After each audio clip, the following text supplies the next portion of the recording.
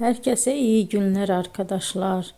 Bugün sizler için sevilen oyuncularımız Can Yaman ve Demet Özdemir'den çok romantik fotolarını sizler için hazırladık.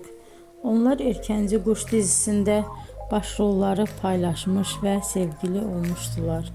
Ve dizi bittikte yollarını ayırdılar. Can Yaman İtalya'ya gitmiş. Orada yeni dizide rol almış arkadaşlar. Biz de sizler için onların en romantik karelerini hazırladık. Arkadaşlar kanala abone olup yorum yazsanız, videoları sona kadar izleseniz çok sevinirim. Hoşça kalın. Bizden bu kadar arkadaşlar.